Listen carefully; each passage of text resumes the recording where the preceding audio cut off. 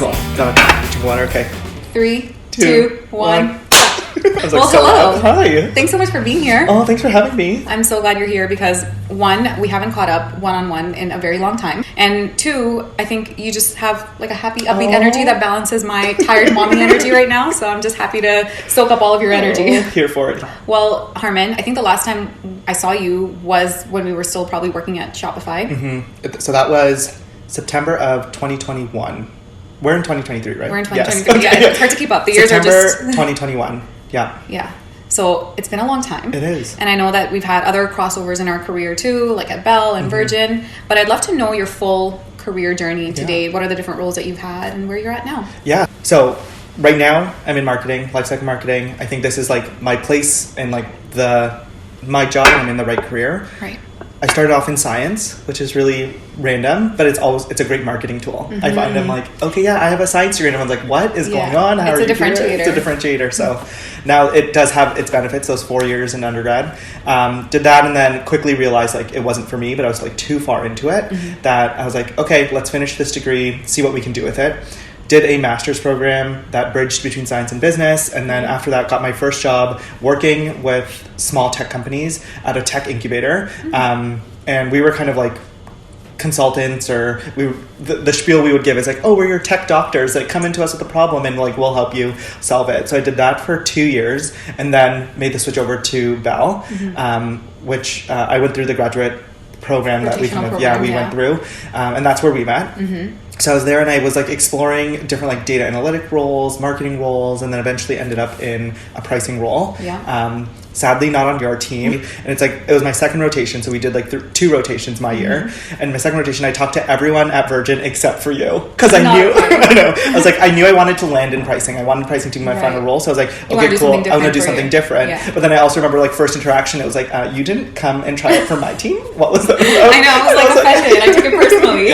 And then quickly I won over Schwang, and then Schwang put in some good words for me, and then I won you over. And I also remember I would come in early, you'd be in early, and we'd have our little chats in the morning and do that thing. And then I forgot about that. And then because like we would both come from the West End, like it'd just be easier to get earlier and all that stuff. So that was fun. And then after that, you left and went to Shopify, and I quickly sent that DM and said, when you're ready, I'm ready. And then when your team started to grow, you kind of pushed me forward and like went through the interview process and all that stuff, and then we worked at Shopify together for almost 2 years, and then moved over to where I am now, a company called 7 Shifts, and have been here for a year and a half. So it's been great. It's been a journey. It's been a ride. From big companies to small companies and different roles. And And so what are you doing now at 7 Shifts? So I'm on the Lifecycle Marketing team. So that's similar to what I did at Shopify too. Was hired on the Lifecycle Marketing team there. So yeah, doing that at 7 Shifts and building up that craft there. It's great. It's at a smaller company, so it's more... There's more to do in the sense of like more ownership, but also like more impact and all that. Right, you get a bigger piece of the pizza, I guess. Yeah, exactly. So we've done obviously lifecycle marketing in our time together, but maybe for people who might not know, what is lifecycle marketing? So lifecycle marketing is like that always on experience you have with a company. I think about it like, you know, from your first interaction with them to how they onboard you, to how they keep you engaged throughout, to, you know, how they get more money out of you, to be frank. Like, you know, those like, hey, you've used this much data on your phone plan. You need a little bit more data. Here's a special offer for you. Like that is lifecycle marketing. And then even when if you decide to leave a company, what they do to try to keep you there, or, you know, once you're gone, like how do they bring you back in from a customer perspective? So do you have any career advice for someone looking to get into lifecycle marketing? Yeah, I think it's an interesting role in the fact that like I think most marketing is very data driven. I would say lifecycle marketing, your goal is to understand the customer experience at the different stages. What are their needs? What's kind of hindering them from taking the next step forward? And then how can you enable that? So there's a bit of a science to it, and like having that data background or being comfortable with data, I think is very important. So if you're looking to get into this type of role, like being comfortable with numbers, I think it's always the name of the game. I think even in any company or in any role, you need to show like how you're impacting the bottom line and how you're kind of driving benefit to the business, and being able to communicate that through the experiments you're doing and the learnings that you're finding and the impact that you're driving is very important.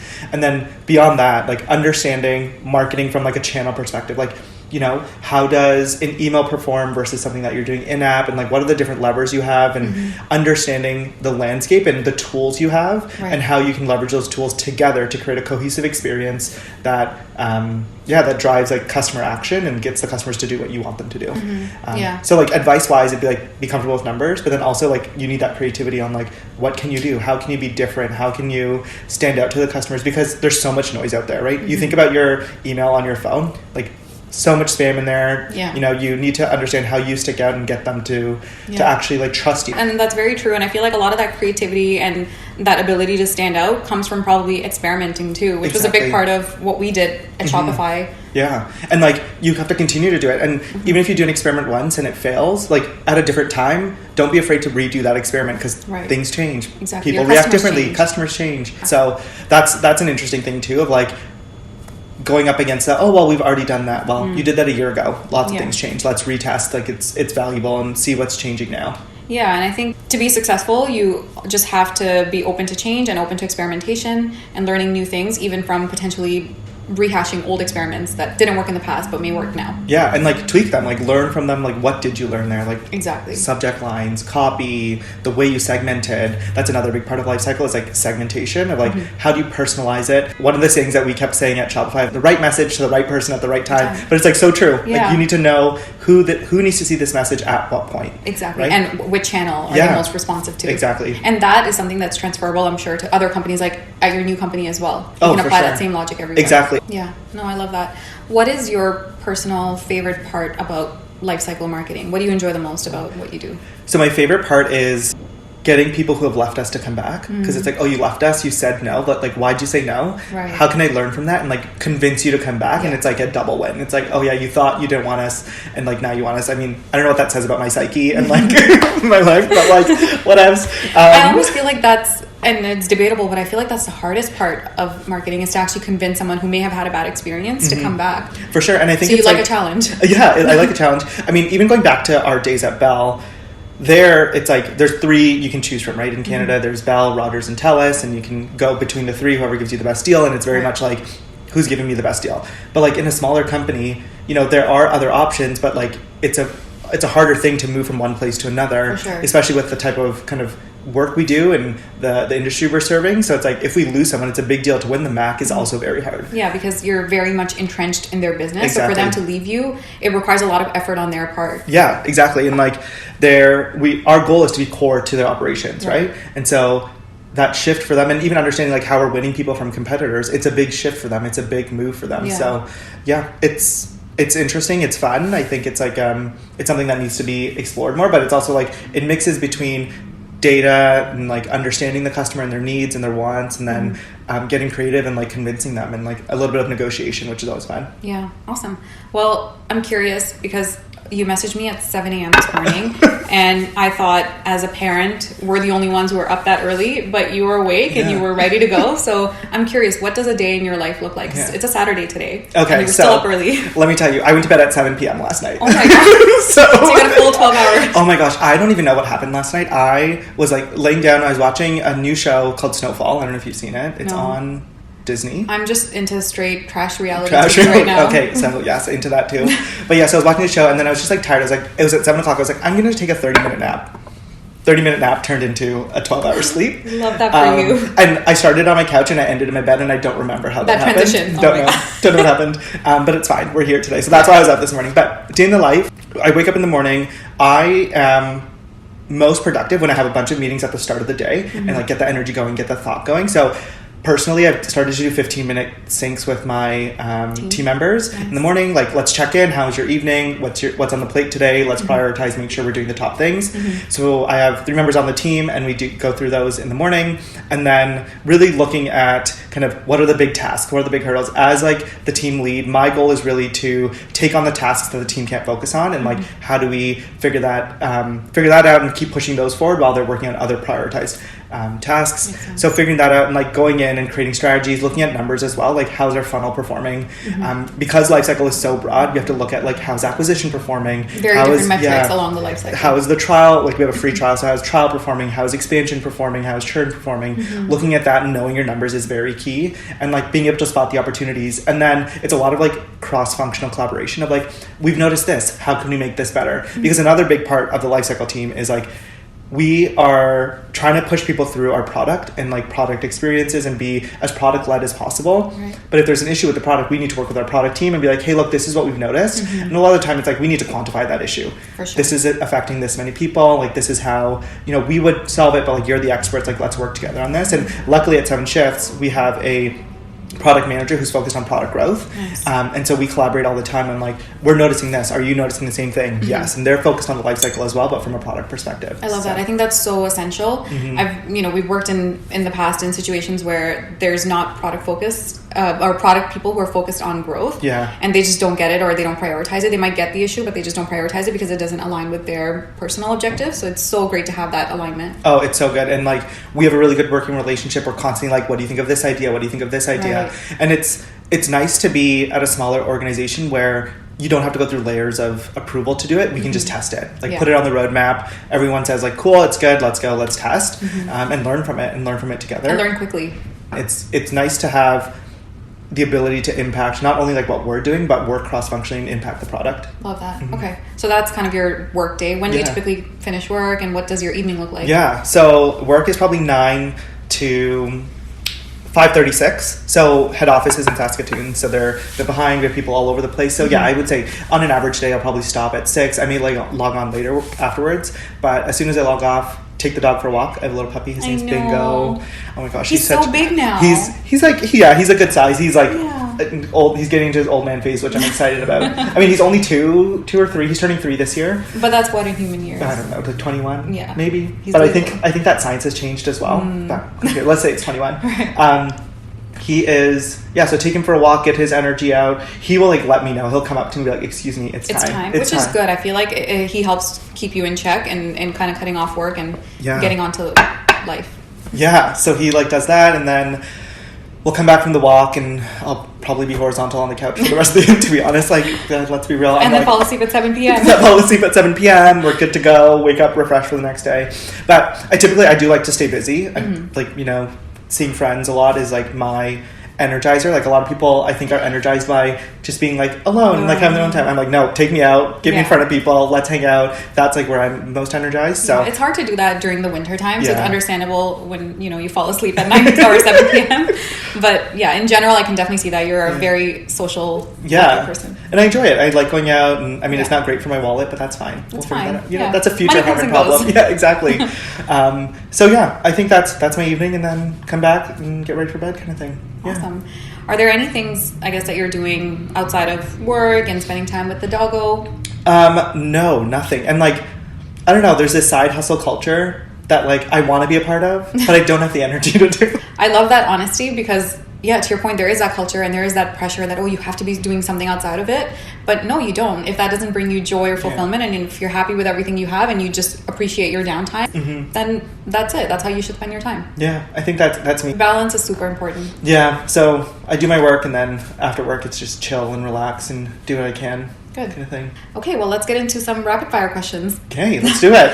What is maybe a favorite city or country that you visited? Oh, favorite city or country? I went to Turks and Caicos in undergrad. One of my friends, her family has a place there. It was beautiful, like the most blue seas ever. The temperature was perfect. It was like hot, but there was always a breeze. It might have been the time of year we went, but it was great. It was beautiful. That's like, you know, warm destination. Like country, probably Italy. Went there. Food is amazing. We would just go to the market in the morning, get fresh vegetables, like a thing of mozzarella, and just like make a salad and eat it. It was just, it was great. I need to go to Italy. It's definitely on my list. 100%. Make your way through, be prepared for all the carbs, but it's like worth it. I heard that when you go to Italy, you don't even get fat because they use such natural organic products. And then you also like walk so much. Right. Everything is walkable, but like you don't realize how much you're walking. Yeah. It's so good. Okay. Yeah. Need to go. What is a social platform that you use most often? Ooh. Or maybe an app that is most used on your phone? So Posting wise, I think the only place I post now is Instagram, and even there I don't post much. Yeah. And then like consumption wise, I am on TikTok all the time. Right. So bad. My team knows this too. I'm always like, guys, I saw this on TikTok. This is what we need to do. This is so good. And there is useful information on TikTok. I mean, there's a lot of like nonsense there, but yeah. Awesome. Okay, if you weren't doing marketing or lifecycle marketing, what do you think you'd be doing? I think I'd be a data scientist. Like just being able to just dig into numbers, having that skill is one that I've tried to get, and I've like done courses and stuff, but like because you don't practice it every day, you don't kind of you are very analytical though, and I've seen that in the past, so that doesn't surprise me. And it has the word science in it, which is what you studied. Like connections right there. Exactly. But yeah, I think I'd be a data scientist. Nice. What is your go-to Spotify playlist or artist at the moment? Okay.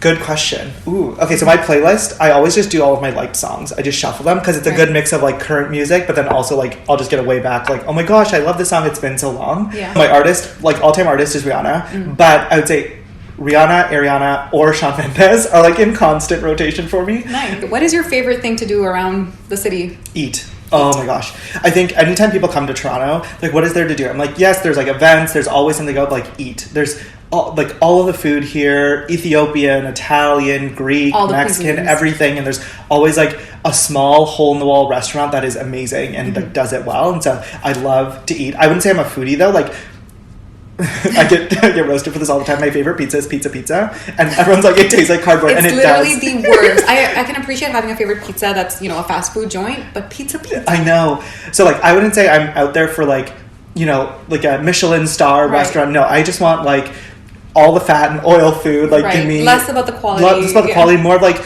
the idea of like going out and eating and like trying something new. And I think that goes well with your whole social aspect too, just being with people, enjoying food together. Yeah. Do you have a place in Toronto that you would recommend or bring friends to that you love? Ooh, good question. Okay. For pizza, I would go Please, to... No okay, not pizza. But like the deep dish pizza Descendants. Have you been there? No, I haven't. So good. You have to go. It's Detroit style deep dish. In the summer, it's great to go there, get a little personal one. They're probably like 6 slices. I mean, you could eat the whole thing, but you'll hate yourself, so like maybe have half of it. And there's a park right next door, and like bring a blanket, take the family, and like just sit and I love that. Yeah, I'm so excited for the summer because Toronto summers are fun. They are. Even though they're like 2-3 months max, but they're fun. They're good. Cool. Well, this might not be a rapid fire question, but I'm actually just curious. Yeah. What are your plans for the rest of this year? Or goals? So my goals for the rest of the year, I think, I don't know, I just want to enjoy. Like I want to get out and do things. I don't want to be too stressed with anything. I have a couple like week-long vacations planned, and I just want to disconnect. I want to take care of myself, and one thing I'm trying to do is rebuild my home. I'm working with a friend of mine to redesign it and get those plans in place for next year. Nice. So that's fun, and just like do more fun stuff. Like nothing crazy. Like I don't want to climb a mountain or anything like that. Like just live. I just want to enjoy. I love that. Just live in the moment. Be present. Exactly. Awesome. Well, I think that wraps it up for us then. Oh, amazing. Yeah, this was so much fun. Thank you. Thanks so much for doing this. Cheers to you coming over making the trek. Yeah.